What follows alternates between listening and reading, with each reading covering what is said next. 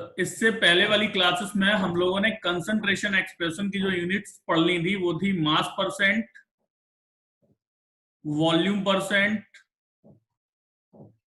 Parts पर million, साथ में ही पार्ट्स पर बिलियन और मोलैरिटी। इतनी यूनिट्स हम लोगों ने पढ़ ली थी। जिन बच्चों ने नहीं पढ़ पाई, क्लास में नहीं थे, तो उनके लिए मैंने वीडियो लिंक भेजा है।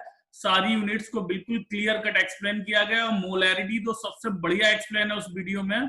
आखिरी के 30 मिनट में केवल मोलैरिटी ही डिस्कस की है, तो जरूर देख लें और सीख लें, क्योंकि अगर ये चीजें नहीं सीखेंगे तो आगे का नहीं आएगा। तो अब हम लोग आगे वाली यूनिट, जो नेक्स्ट यूनिट है हमारी, वो पढ़ने जा रहे हैं, और ये है molality of a solution. Molality of a solution. Molality. अब यही चलता रहेगा, लोग आते रहेंगे, समय से नहीं आते हैं। पढ़ाएं या इन्हें अलाउ करें, एडमिट करें? मोलैलिटी। तो मोलैलिटी को बच्चों स्मॉल m से रिप्रेजेंट करते हैं। और जैसे हम लोग मोलैरिटी को कहते थे कि molarity is defined as the number of moles of solute present in 1 litre of this solution, हम लोग मोलैलिटी को डिफाइन करते हैं number of moles of solute present in 1 kg। 1 kg कह लें बेटा, या फिर 1 kg में 1000 ग्राम्स होते हैं, तो हम लोग इसी को 1000 ग्राम कह लें। 1 kg और 1000 ग्राम ऑफ दिस सॉल्वेंट। अब यहाँ पे ध्यान रखना है कि एक तो मोलैरिटी में क्या था हमारा कि 1 लीटर में प्रेजेंट थे, और यहाँ लीटर नहीं है, यहाँ वॉल्यूम नहीं है, यहाँ मास है, 1 किलोग्राम है। और वहां सोल्यूशन का 1 लीटर था, यहाँ सॉल्वेंट का 1 किलोग्राम है। तो दो डिफरेंसेस आपको याद रखने हैं। तो अगर हम लोग इसको फॉर्मूला बनाए तो हमारा बन जाएगा molality equals to molality small m equals to number of moles of solute. तो number of moles of solute लिख लेते हैं, number of moles of solute present in, कितने में प्रेजेंट है, 1 kg of solvent. 1 kg of solvent में present है। तो अगर इस केस में हो कि आपसे कोई कहते कि एक सोल्यूशन ऐसे बनाया गया है कि 1 किलोग्राम ऑफ सॉल्वेंट में 1 मोल है सॉल्यूट का, तो भाई 1 किलोग्राम ऑफ सॉल्वेंट और सॉल्यूट का 1 मोल है, तो उसकी मोलैलिटी 1 हो गई। कोई कहते सॉल्वेंट का 1 किलोग्राम है, उसमें 2 मोल्स हैं सॉल्यूट के, तो मोलैलिटी 2 हो गई। या फिर इन केस कुछ भी मोल्स हो सकते हैं, सॉल्यूट के x मोल्स प्रेजेंट है 1 kg ऑफ सॉल्वेंट में, तो उसकी मोलैलिटी हो गई x।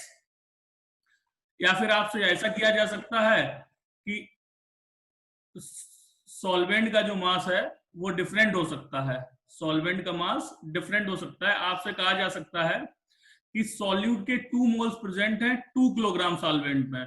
तो देखिए सॉल्यूट के 2 मोल्स प्रेजेंट हैं 2 किलोग्राम सॉल्वेंट में, तो आपको तो मोलैरिटी कितने में देखनी है, 1 किलोग्राम सॉल्वेंट में देखनी है। तो 2 किलोग्राम सॉल्वेंट में 2 मोल्स प्रेजेंट है, तो यूनिटरी मेथड से भी करेंगे तो 1 किलोग्राम ऑफ सॉल्वेंट में कितना आएगा, 1 आएगा, या सॉल्व कर लेंगे तो भी 1 आएगा। या फिर कोई कहते हैं कि 2 kg ऑफ सॉल्वेंट में 1 मोल प्रेजेंट है, तो बताओ मोलैरिटी क्या है। तो भाई 2 kg ऑफ सॉल्वेंट में 1 मोल प्रेजेंट होगा, तो 1 kg ऑफ सॉल्वेंट में कितना होगा, उसका 0.5 मोल प्रेजेंट होगा, तो मोलैरिटी हो गई 0.5। ऐसे भी डिफाइन कर सकते हैं हम लोग। इसके बाद इस फॉर्मूले को सिंपल भी कर सकते हैं, क्योंकि यहाँ पे हमने किलोग्राम लिखा है, और कल भी मैंने बताया था जब मोलैरिटी पढ़ा रहा था कि हम लोग लैब में काम करते हैं, तो लैब में हमें बहुत ज्यादा किलोग्राम सोल्यूशन नहीं बनाने पड़ते हैं, हमें 100 ग्राम 200 ग्राम 50 ग्राम इतना ही चाहिए होता है। तो हम किलोग्राम की बजाय लैब में किसमें डील करते हैं, ग्राम में। तो इसी फॉर्मूले के हम लिख सकते हैं कि number of moles of solute divided by mass of solvent in gram. अगर इसको ग्राम में कर लेंगे तो फिर ऊपर 1000 का मल्टीप्लाई कर देंगे हम लोग। तो ये फॉर्मूला आपको मोलैलिटी का याद रखना है, पहली चीज। नंबर ऑफ मोल्स निकालने का हम बता चुके हैं कि मास को मोल में कैसे बदलते हैं। मास को मोल्स में कैसे बदलते हैं, किसी सॉल्यूट का मास दिया जाए, मोल में कन्वर्ट करना हो, तो मोल्स इक्वल्स टू आप लगाएंगे मास of solute divided by molar mass of the solute. Molar mass of the solute, इस तरीके से लगाएंगे आप। तो एक चीज और, जैसा हमने कहा था, molarity is not a good unit for expressing concentration of a solution. इस बात को दोबारा डिस्कस कर लेते हैं। मोलैरिटी और मोलैलिटी की कंपैरिजन कर लेते हैं। बेटर यूनिट कौन है? Better unit for expressing concentration of a solution. इस बात को हमने उस वाले वीडियो में भी समझाया है। जो वीडियो हमने मोलैरिटी के लिए डाला है उसमें भी बहुत डिटेल में ये बात समझाई है। अब यहाँ पे शॉर्ट में बताते हैं कि मोलैरिटी क्या होती है। मोलैरिटी होती है बेटा number of moles upon volume of solution. तो molarity is inversely proportional to volume, ये होगी मोलैरिटी। और इधर अगर हम लोग देखें तो molality, molality small m equals to क्या होता है? Number of moles upon mass of solvent in gram. तो यहाँ पे दोनों क्या है? मोल्स भी मास होता है, मोल्स भी मास है, और ये वेट जो है ये भी मास है। यहाँ पे दोनों मास है मोलैरिटी में, जबकि यहाँ क्या है? वॉल्यूम। तो वॉल्यूम जो होता है बेटा वो टेम्परेचर डिपेंडेंट होता है। V is directly proportional to T। For example आपने 1 लीटर सोल्यूशन बनाया किसी ऐसी जगह पे जहां टेम्परेचर है 25 डिग्री सेल्सियस, और उसी 1 लीटर सोल्यूशन, बने हुए सोल्यूशन को आप लेके चले गए किसी ऐसी जगह जहां पे टेम्परेचर हाई है। फॉर एग्जाम्पल डेजर्ट्स में, रेगिस्तान वगैरह में ले गए जहां टेम्परेचर हाई रहता है, 40 डिग्री सेल्सियस है, तो उसका वॉल्यूम क्या होगा? बढ़ जाएगा। और किसी वॉल्यूम अगर इंक्रीज हो जाएगा तो मोलैरिटी क्या हो जाएगी? डिक्रीज हो जाएगी। तो आप इसी को और लिख सकते हो कि वॉल्यूम तो टेम्परेचर के डायरेक्टली प्रोपोर्शनल हो। टेम्परेचर और मोलैरिटी कैसे हो गए? Inversely proportional. Molarity is inversely proportional to temperature. किसी भी सोल्यूशन का टेम्परेचर बढ़ेगा तो उसकी मोलैरिटी कम हो जाएगी, और टेम्परेचर कम होगा तो मोलैरिटी बढ़ जाएगी। तो मोलैरिटी क्या है? ये टेम्परेचर डिपेंडेंट है। तो टेम्परेचर डिपेंडेंट है तो ये गुड यूनिट नहीं है कंसंट्रेशन एक्सप्रेस करने की, क्योंकि इसमें वॉल्यूम होता है। जबकि मोलैलिटी में क्या है? इट हैज ओनली मास, केवल मास होता है। मास टेम्परेचर डिपेंडेंट नहीं होता है। टेम्परेचर कम हो या ज्यादा हो, मास तो उतना ही रहना है, वॉल्यूम कम ज्यादा होगा। तो हम वॉल्यूम में तो डील नहीं कर रहे हैं मोलैलिटी में। तो समझिए, molality is a better unit for expressing concentration of a solution than molarity, because molarity involves volume which depends on temperature. So with change in temperature, molarity of the solution also changes, whereas molality of a solution remains constant irrespective of temperature. Is it clear?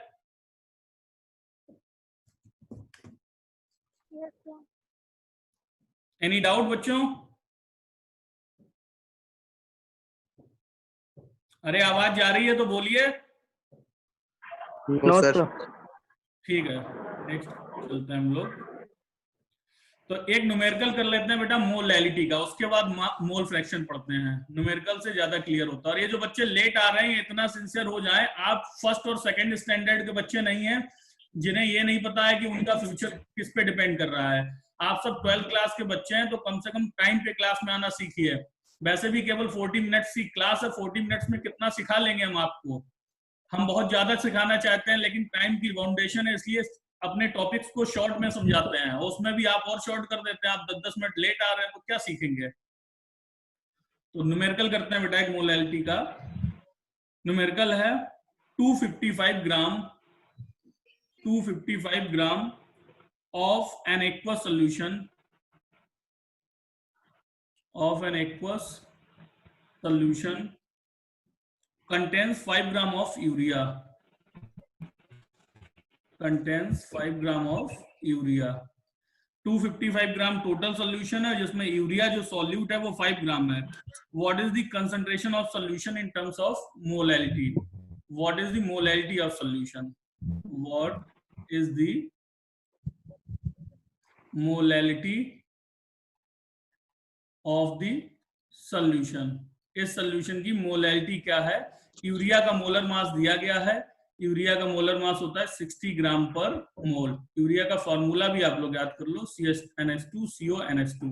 Add करेंगे तो 60 आएगा। तो देखिए, हम लोग को molality निकालनी है, और मोलैलिटी हम लोग जानते हैं क्या होती है? मोल्स ऑफ सॉल्यूट,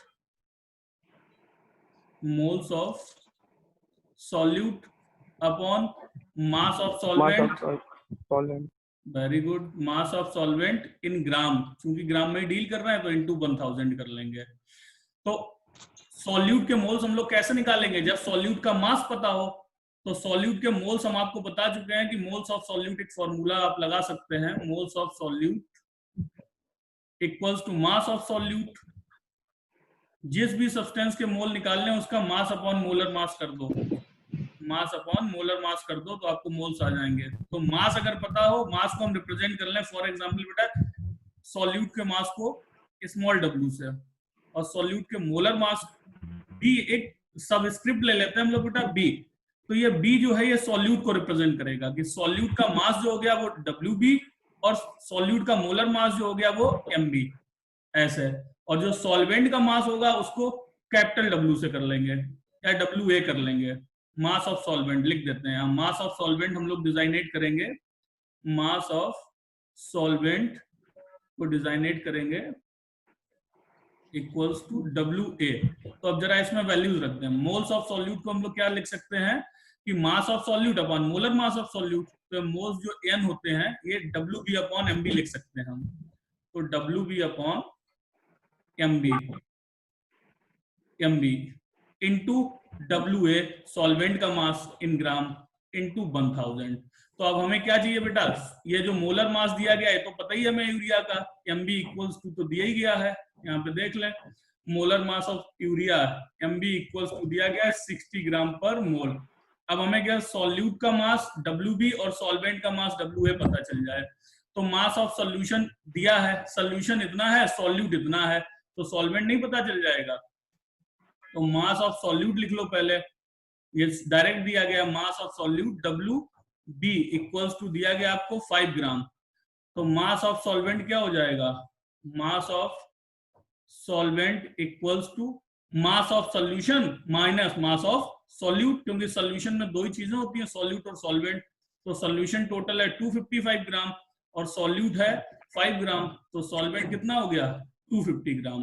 तो मास ऑफ सॉल्वेंट जो है हमारा वो WA इक्वल्स टू आ गया बच्चों 250, और मास ऑफ सॉल्यूट जो है WB वो आ गया 5 ग्राम। तो यहीं पे अगर हम लोग रख दें वैल्यूज कि WB हमारा 5 ग्राम इंटू 1000 डिवाइडेड बाई MB हमारा है मोलर मास सॉल्यूट का 60 और मास ऑफ सॉल्वेंट है 250।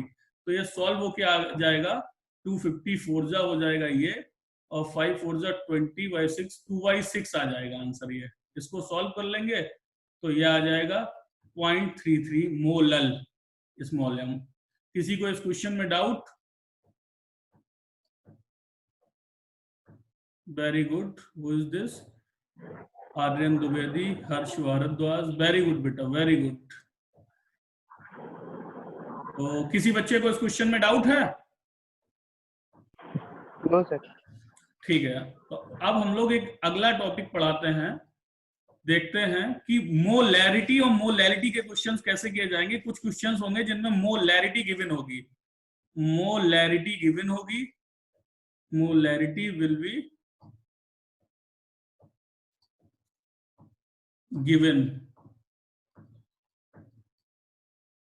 given and molality will be asked, molality will be asked। तो इस टाइप के क्वेश्चंस में क्या होगा बेटा कि आपको बुक्स में फॉर्मूला मिल जाएगा कि डेंसिटी लगा के एक फॉर्मूला होगा, वो आप लगा दें तो आंसर आ जाएगा। फॉर्मूला बेस्ड स्टडी हम यूजफुल नहीं मानते हैं, क्योंकि फॉर्मूला आप कंफ्यूज होंगे, तो हम आपको यूनिटी मेथड कॉन्सेप्ट से बताते हैं, कभी भी कंफ्यूज नहीं होंगे, वेरी इजी मेथड है। तो मोलैरिटी होती क्या है ये देख लें। मोलैरिटी होती है हमारी number of moles of solute upon volume of solution, volume of solution. Very good. और मोलैरिटी क्या होती है, number of moles of solute upon mass of solvent. Solvent, very good. तो देखिए नंबर ऑफ मोल्स तो दोनों में सेम है, केवल हमें क्या करना है कि यहाँ वॉल्यूम और यहाँ मास है और यहाँ सोल्यूशन है यहाँ सॉल्वेंट है, इतना निकालना है। तो जब तक देखिए यहाँ क्या है वॉल्यूम है, ये है वॉल्यूम ऑफ सॉल्यूशन, ये है मास ऑफ सॉल्यूशन। तो जब तक डेंसिटी ऑफ सॉल्यूशन गिवन नहीं होगी, डेंसिटी ऑफ सॉल्यूशन गिवन नहीं होगी जब तक, तब तक आप इन क्वेश्चंस को नहीं कर पाएंगे, क्योंकि वॉल्यूम को मास में बदलने के लिए डेंसिटी चाहिए होती है। आप जानते हैं density equals to mass upon volume. तो ये हो जाएगा आपका mass equals to density into volume. तो वॉल्यूम को जब भी मास में चेंज करना होगा तो आपको डेंसिटी तो सोल्यूशन की चाहिए ही होगी। तो अगर किसी सोल्यूशन की डेंसिटी पता है, किसी भी सोल्यूशन की बेटा डेंसिटी पता है, तो उसका मास आप निकाल लेंगे। फॉर एग्जाम्पल एक क्वेश्चन है कि क्वेश्चन ये दे देते हैं 0.1 मोलर, 0.1 मोलर, मोलर ये कैपिटल एम है बेटा, molar aqueous solution of glucose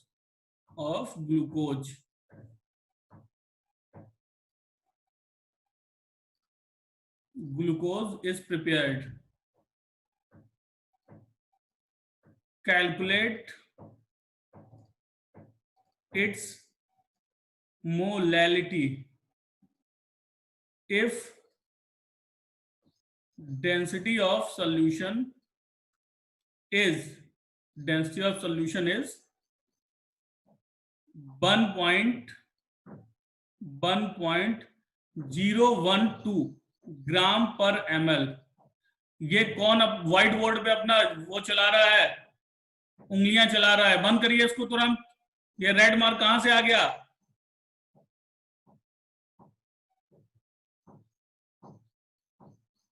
तो क्वेश्चन देखिए दोबारा, आपको क्या दी गई बेटा? मोलैलिटी दी गई, मोलैरिटी दी गई है और मोलैलिटी पूछी गई है।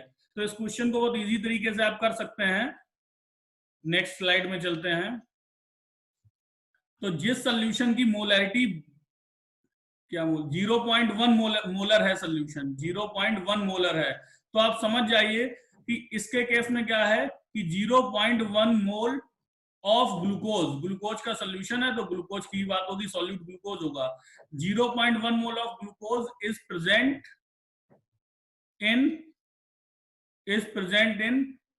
1000 ml ऑफ सोल्यूशन। सोल्यूशन के 1000 ml में, सोल्यूशन का वॉल्यूम क्या है? 1000 ml, उसमें सॉल्यूट का 0.1 मोल प्रेजेंट है।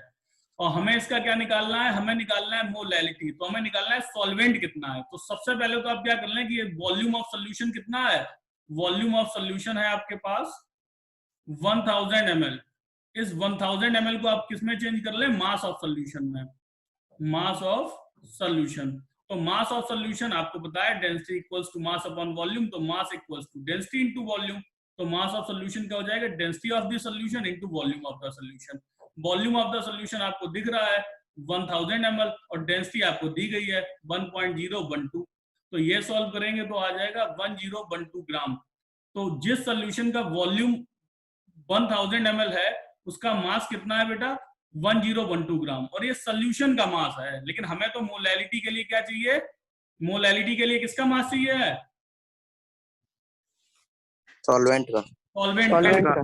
तो सॉल्यूशन में से सॉल्वेंट का मास कैसे निकालेंगे? सॉल्यूट का घटा दें। तो सॉल्यूट का इतना मोल दिया गया है और सॉल्यूट के मोल से तो मास निकाल ही लेंगे। अब हम जानते हैं कि मोल इक्वल्स टू क्या होता है? Mole equals to mass upon molar mass, mass upon molar mass. Very good. तो मोल कितना दिया गया? हमें 0.1।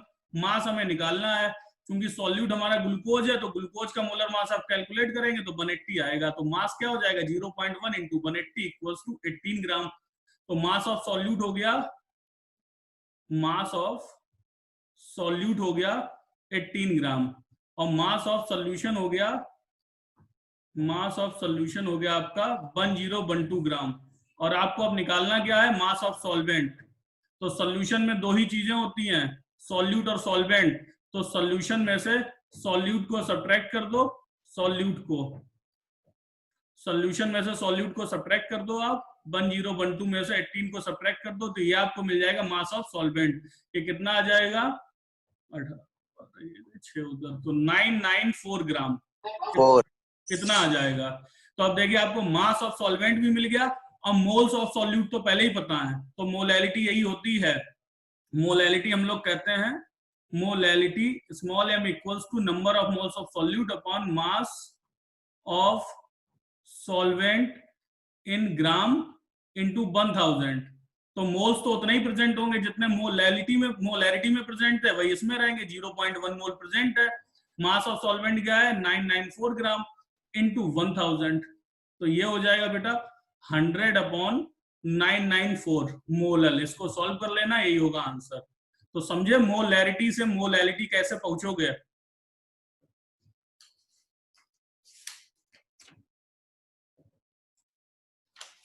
Any doubt? No sir. Okay, अब एक क्वेश्चन और करा दें इसी का। चलिए एक क्वेश्चन और कर लीजिए, केवल इसका एक ही टॉपिक तो और मोल फ्रैक्शन। तो एक इसी तरीके के क्वेश्चन और है, molarity of H2SO4 is 0.8। Molarity of H2SO4 is 0। हाँ ऋतिक मिश्रा बोलो बेटा।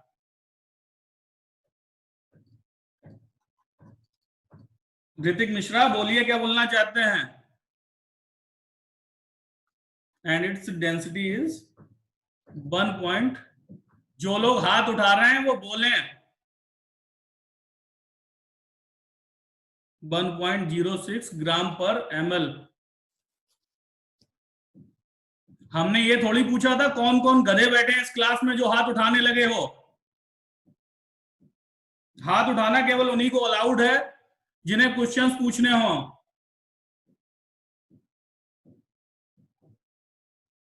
मोलैरिटी दी गई है, डेंसिटी दी गई है, what will be it's concentration, what will be it's concentration in terms of molality, in terms of molality। तो मोलैलिटी पूछी गई है इसकी और मोलैरिटी दी गई है। फिर वही बात है, डेंसिटी दे दी, मोलैरिटी दे दी है और मोलैलिटी पूछ ली है। कितने लोग कर लेंगे?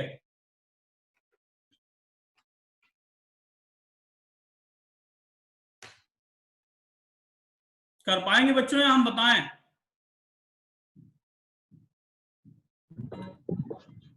कर लेंगे सर। सर कोशिश कर सकते हैं। चलिए अच्छा देख लो, एक क्वेश्चन और देख लो, स्क्रीनशॉट ले लेना, बाकी किताब में जो क्वेश्चंस मिले फिर खूब कोशिश करना। देखिए, तो मोलैरिटी ऑफ H2SO4 इज 0.8। इसका मतलब क्या है? इट मींस किसी भी सोल्यूशन की जो मोलैरिटी होती है उस सोल्यूशन में सॉल्यूट के उतने ही मोल्स 1 लीटर ऑफ सोल्यूशन में प्रेजेंट होते हैं। It means 0.8 mole, 0.8 moles of H2SO4 are present in 1000 ml of solution। तो देखिए सोल्यूशन का वॉल्यूम मिल गया, तो वॉल्यूम ऑफ सोल्यूशन है हमारे पास 1000 ml और डेंसिटी ऑफ सोल्यूशन भी दी गई है हमें। डेंसिटी ऑफ सोल्यूशन क्या दी गई है? 1.06 ग्राम पर ml। तो यहां से हम निकाल लें mass of solution. Density equals to mass upon volume, तो mass of solution equals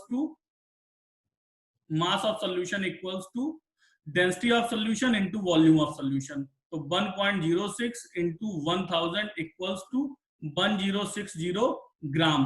mass of solution इतना हो गया। सॉल्यूट कितना है? सॉल्यूट के मोल्स हैं इतने 0.8, तो मोल्स को मास में बदल लें। तो सॉल्यूट है क्या हमारा? H2SO4 है। H2SO4 को ऐड करेंगे 2 + 32 + 64, तो ये आएगा बेटा 98 ग्राम पर मोल, सॉल्यूट का मोलर मास।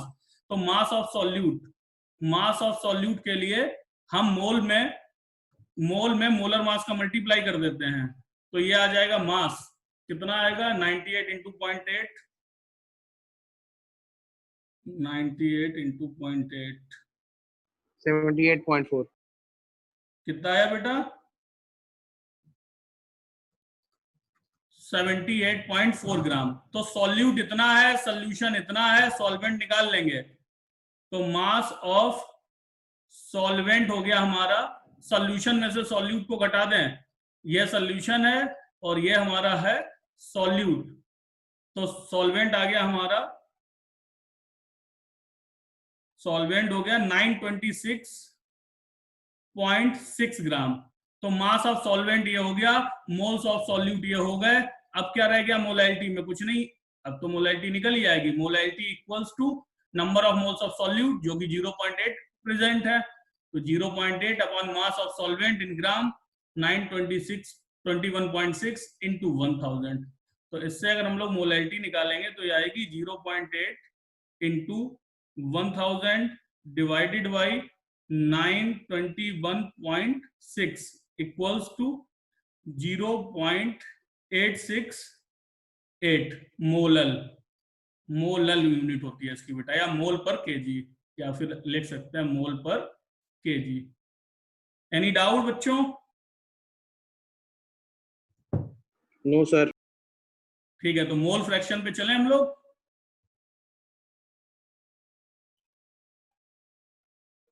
Yes sir. तो अगली कंसंट्रेशन एक्सप्रेस करने की यूनिट है बेटा मोल फ्रैक्शन। नाम से ही क्लियर है कि हमें मोल्स की फ्रैक्शन जाननी है। मोल फ्रैक्शन एक्स से रिप्रेजेंट करते हैं।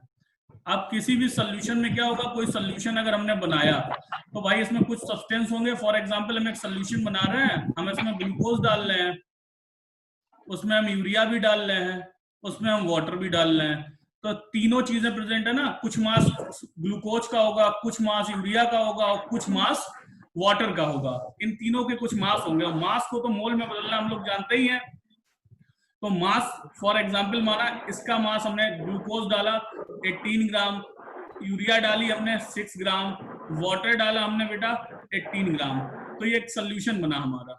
या वाटर थोड़ा ज्यादा कर लो, वाटर को थोड़ा ज्यादा कर लेते हैं, 18 की बजाय 36 ग्राम कर लेते हैं। वाटर हम लोग ने ऐड किया 36 ग्राम, तो एक सोल्यूशन बन गया। अब ये तो मास है इन सबके, ये क्या है मास। इन मास को हम लोग मोल में कैसे बदल लेंगे, moles equals to mass upon molar mass. तो इनके मास जो है 18 इसके मोलर मास से डिवाइड कर दो 180 से इसके मोल हो गए। ऐसे ही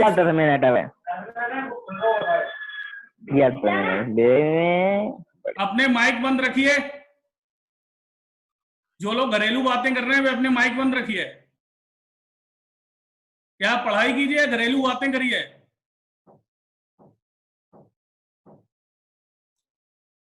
यूरिया के जो मोल्स होंगे वो यूरिया का मास डिवाइडेड बाय यूरिया का मोलर मास। वाटर के जो मोल्स होंगे वो वाटर का मास डिवाइडेड बाय वाटर का मोलर मास।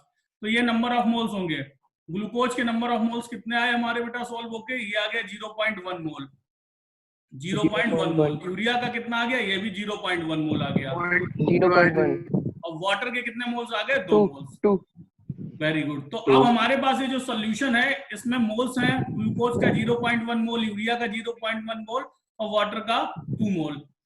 अब आपसे अगर फ्रैक्शन पूछी जाए कि बताइए भाई ग्लूकोज का मोल फ्रैक्शन क्या है, तो फ्रैक्शन आप लोगों ने मैथ्स में खूब पढ़ी होंगी छोटी क्लासेस में 6, 7, 8 में, कि जिसकी भी फ्रैक्शन निकालते हैं वो upon total.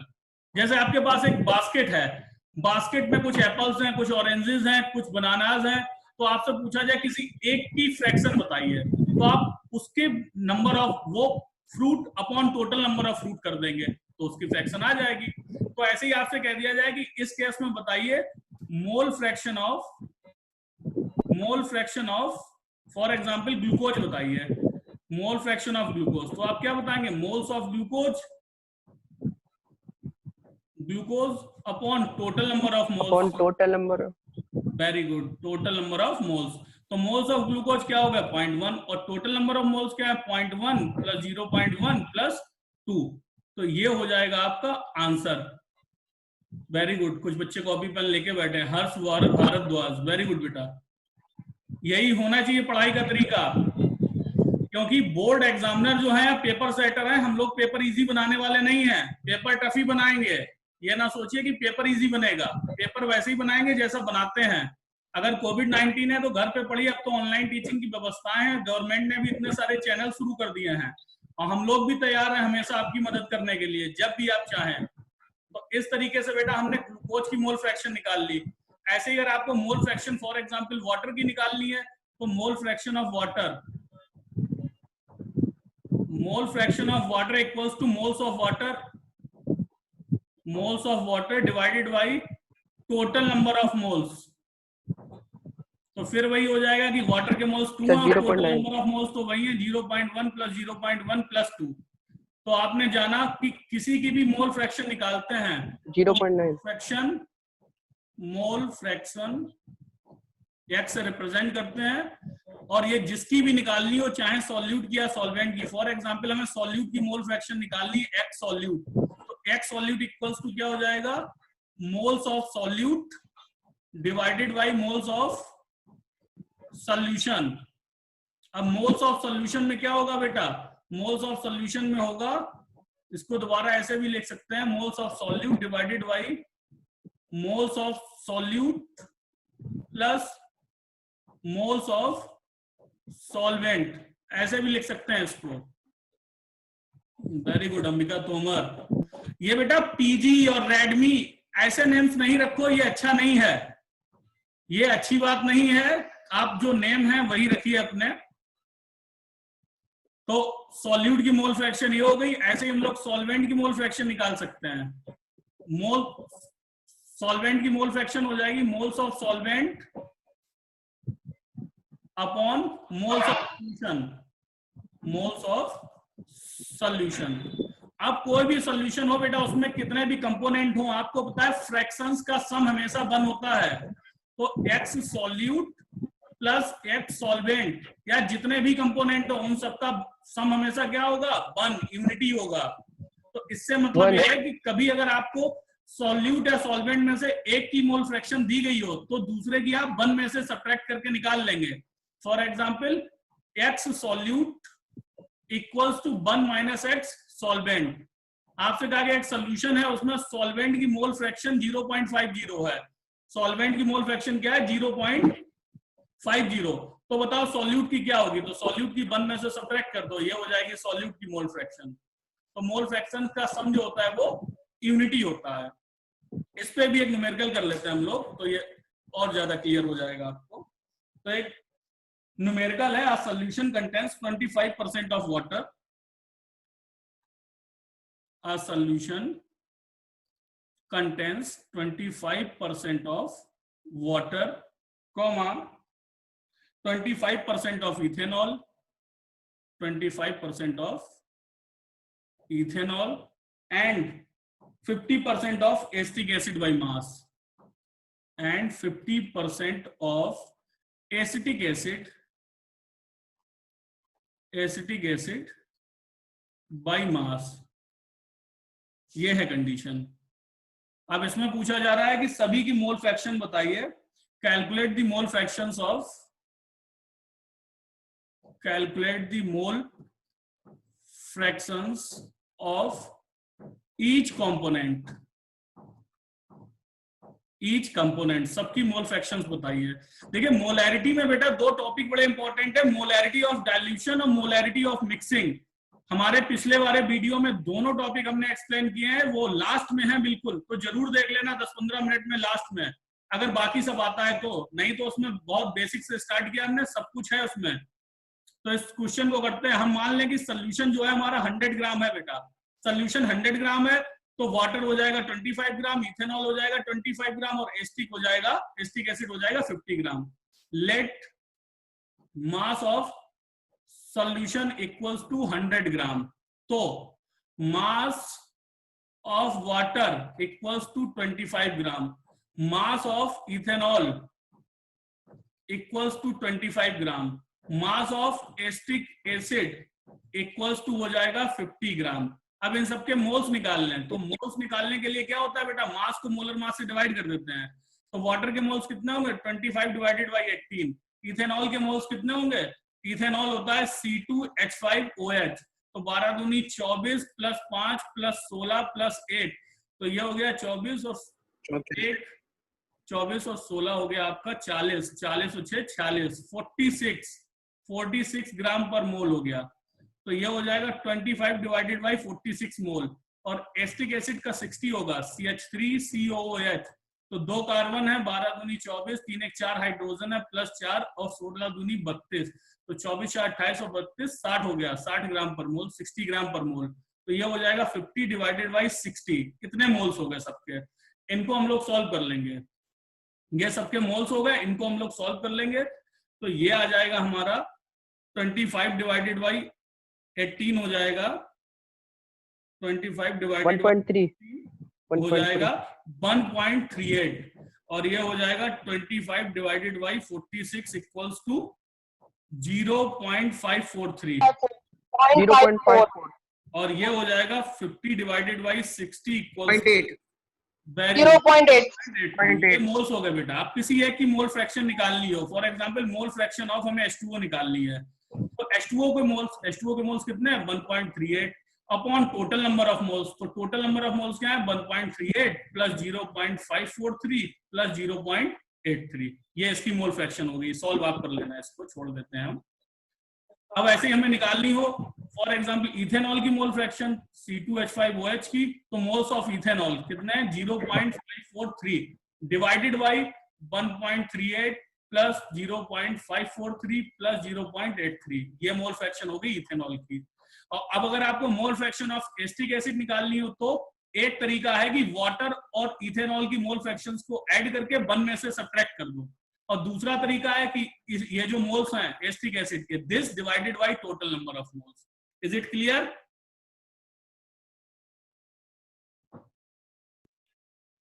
Yes sir. Is it clear? Yes sir. Yes sir. ठीक है। Yes, sir. क्लास में आपकी ये टॉपिक खत्म हो गया है, methods of expressing concentration of solution. ठीक है, इसके बाद सॉल्वेबिलिटी पे बात करेंगे। कुछ क्वेश्चंस जो आपको और करने हैं वो मैं भेज दूंगा ग्रुप पे, उन्हें सॉल्व कर लेना न्यूमेरिकल्स को, ना आए और बाकी बुक से आप सॉल्व करिए। कोई भी क्वेश्चन ना आए तो उसका स्क्रीनशॉट लेके या फोटो खींच के हमें ग्रुप पे भेज दीजिए, हम उसको सॉल्व करके तुरंत भेज देंगे।